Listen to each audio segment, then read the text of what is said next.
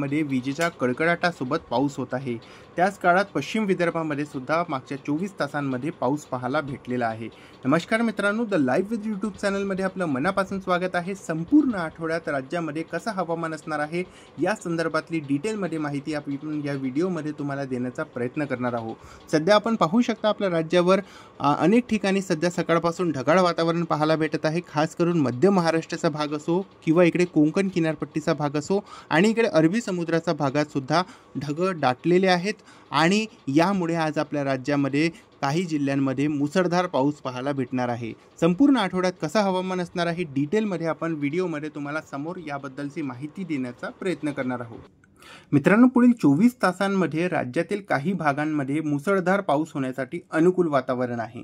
यामध्ये नाशिकचा भाग असणार आहे। पुढच्या 24 तासात मुसळधार पाऊस पडू शकते। इकडे नंदुरबार, धुळे आणि जळगावमध्ये सुद्धा काही ठिकाणी पाऊस होऊ शकते। तसंच पुण्यामध्ये सुद्धा मागच्या 24 तासांमध्ये मुसळधार पाऊस झालेला आहे आणि आज सुद्धा पुण्यामध्ये मुसळधार पाऊस कोसळण्याची शक्यता आहे। इकडे कोल्हापूर, सांगली आणि सातारामध्ये सुद्धा आज पाऊस होणार आहे। इकडे सिंधुदुर्ग आणि रायगड, रत्नागिरीमध्ये सुद्धा अनेक जिल्ह्यांमध्ये अनेक तालुक्यांमध्ये पाऊस होण्यासाठी अनुकूल वातावरण आहे। घाटमाथ्याच्या भागात सुद्धा मुसळधार पाऊस पडणार आहे। इकडे मुंबई, ठाणे आणि पालघरमध्ये सुद्धा आज मुसळधार पाऊस पडू शकते। त्यानंतर जर आपण अंतर्गत भाग बघितला तर छत्रपती संभाजीनगर, अहिल्यानगर, इकडे जालना, परभणी, हिंगोली, नांदेड या भागात सुद्धा आपल्याला पुढच्या 24 तासांमध्ये विजेच्या कडकडाटासोबत पाऊस पाहायला भेटणार आहे। त्यानंतर जर आपण इकडे दक्षिण मराठवाड्याचा भाग बघितला तर धाराशिव आणि इकडे बीड आणि त्याला लागत वरतीचा सांगली, सातारा, कोल्हापूरच्या भागातही पाऊस होण्यासाठी अनुकूल वातावरण दिसत आहे। दक्षिण भागात पावसाचा जोर अधिक असणार आहे आणि उत्तर भागामध्ये तुरळक स्वरूपाचा पाऊस पाहायला आपल्याला भेटू शकते। विदर्भामध्ये जर आपण पश्चिम भागावर आलं तर अकोला आणि इकडे बुलढाणा, वाशिम, यवतमाळ, अमरावती या भागात पुढच्या 24 तासांमध्ये पाऊस होण्यासाठी अनुकूल वातावरण आहे। पूर्वी विदर्भामध्ये सुद्धा आज पाऊस होणार आहे। नागपूर, भंडारा, गोंदिया, चंद्रपूर, गडचिरोली, पण हा पाऊस सर्व भागामध्ये नाही होणार आहे। काही भागामध्ये आज पाऊस आपल्याला पाहायला भेटू शकते। तसंच आपण जर समोर वाढलं आणि जर तुम्हाला अंदाजा दिला तर येणाऱ्या 15 तारखेला राज्यामध्ये काय नेमकी स्थिती असणार आहे तर राज्यामध्ये 15 तारखेला आपण पाहू शकता सर्वच भागामध्ये पाऊस वाढणार आहे आणि विदर्भामध्ये सुद्धा विखुरल्या स्वरूपात सरी पावसाचे 1-2 ठिकाणी मध्यम पावसाचे सरी सुद्धा विदर्भामध्ये आपल्याला पाहायला भेटू शकतात। यामध्ये मध्य महाराष्ट्राचा भाग असू शकते, मराठवाड्याचा भाग असू शकते आणि इकडे विदर्भाच्या भागामध्ये सुद्धा पाऊस होण्यासाठी अनुकूल वातावरण आपल्याला या मॉडेलमध्ये दिसत आहे। 16 तारखेवर आला आपण आपल्या राज्यामध्ये नेमकं 16 तारखेला काय अंदाजा असणार आहे तर 16 तारखेला राज्यामध्ये विदर्भात पावसाचा जोर कमी होताना दिसत आहे। पूर्वी भागामध्ये पाऊस पडणार आहे। त्यानंतर इकडे पश्चिम विदर्भामध्ये तुरळक ठिकाणी पाऊस पडणार आहे। मराठवाड्यामध्ये तुरळक ठिकाणी पाऊस पडू शकते। त्यानंतर इकडे कोकण किनारपट्टी आणि मध्य महाराष्ट्राच्या भागामध्ये आपल्याला मुसळधार पाऊस पाहायला भेटणार आहे। इकडे मध्य महाराष्ट्रामध्ये नाशिक, नंदुरबार, धुळे या भागात पाऊस पडणार आहे। मुसळधार स्वरूपाचा पाऊस पडणार आहे। मुंबईमध्ये सुद्धा मुसळधार पाऊस पडू शकते। त्यानंतर इकडे रायगड, रत्नागिरी, सिंधुदुर्गमध्येही मुसळधार पाऊस आपल्याला येणाऱ्या 17 तारखेला पाहायला भेटू शकते। जर आपण समोर बघितलं आणि येणाऱ्या 17 तारखेच्या आसपासची स्थिती बघितली तर आपण पाहू शकता राज्यामध्ये पाऊस पाहायला भेटणार आहे। विदर्भामध्ये सुद्धा पाऊस पडणार आहे, पण विखुरल्या स्वरूपात पावसाची सरी राज्यामध्ये पाहायला भेटू शकतात। त्यानंतर जर 18 तारखेवर आला तर 18 तारखेला राज्यामध्ये विदर्भात पश्चिम भागात पाऊस वाढणार आहे, पूर्वी भागात सुद्धा पाऊस वाढणार आहे।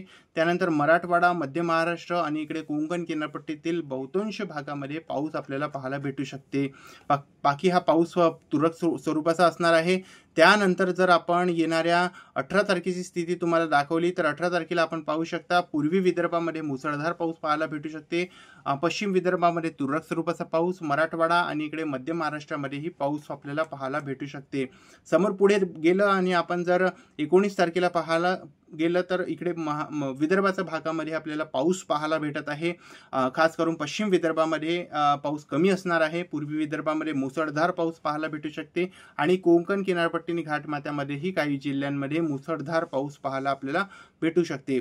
तर आपण जर 20 तारखेची तुम्हाला स्थिती दाखवली तर 20 तारखेला आपल्या राज्यामध्ये पावसाचा जोर उत्तर मध्य महाराष्ट्र, उत्तर विदर्भ आणि इकडे उत्तर मराठवाड्याच्या जिल्ह्यांमध्ये असणार आहे अशी शक्यता इथून पुढे निर्माण होत आहे। यामध्ये काही बदल पण घडू शकतात, तर नक्कीच येणाऱ्या व्हिडिओजमध्ये आपण तुम्हाला याबद्दलची अपडेट देण्याचा नक्की प्रयत्न करणार आहोत। मित्रांनो, जर आपण तुम्हाला स्कायमेटचा मॉडेल दाखवला तर आपण पाहू शकता 14 तारखेचा रोजी दक्षिण पश्चिमच्या भागामध्ये पाऊस वाढलेला दिसतोय. आपल्याला मॉडेलमध्ये विदर्भामध्ये तुरळक स्वरूपाचा पाऊस पडणार आहे असं मॉडेल दाखवतोय.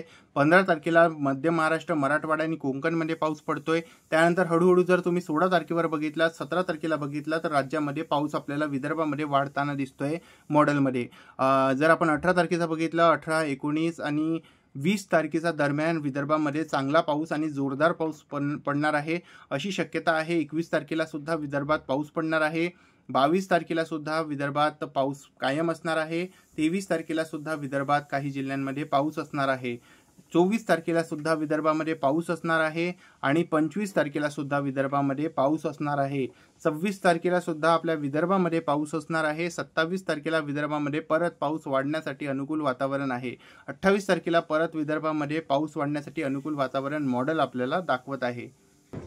मित्रांनो, संपूर्ण आठवड्यात आपल्या राज्यामध्ये कसं हवामान असणार आहे या संदर्भातला जर की मी तुम्हाला डिटेलमध्ये अपडेट दिला तर विदर्भामध्ये 14 आणि 15 तारखेला काही स्वरूपाचा पाऊस कमी पडणार आहे, पण पूर्वी भागामध्ये पावसाचा जोर जो आहे तो कमी असणार आहे 14 आणि 15 तारखेला. इथे पाहू शकता वर्धा, नागपूर, भंडारा, गोंदिया, चंद्रपूर, गडचिरोली या भागामध्ये 14 आणि 15 तारखेला विखुरल्या स्वरूपात विजेच्या कडकडाटासोबत वादळी वाऱ्यांसोबत पाऊस पडणार आहे.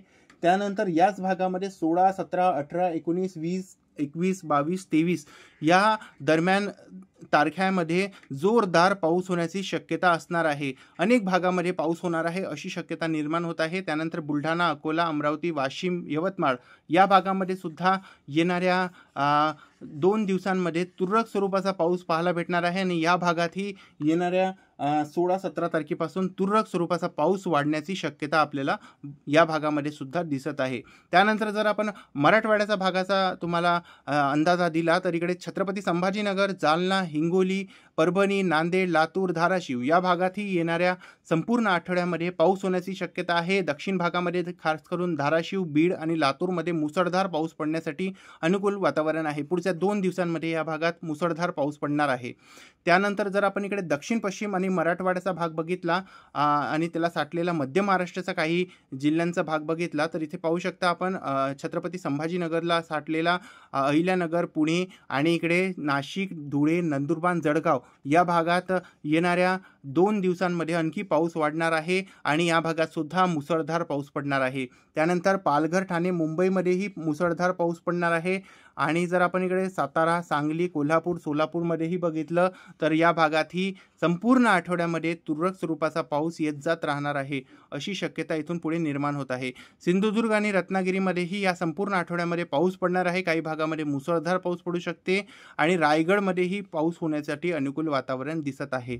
तर एकंदरीतच राज्यामध्ये विखुरल्या स्वरूपात पुढच्या काही दिवसांमध्ये पाऊस तर काही भागामध्ये मुसळधार पाऊस पाहायला आपल्याला भेटू शकते. काही भागामध्ये संततधार पावसाचं वातावरण आपल्याला पाहायला या संपूर्ण आठवड्यामध्ये भेटू शकते.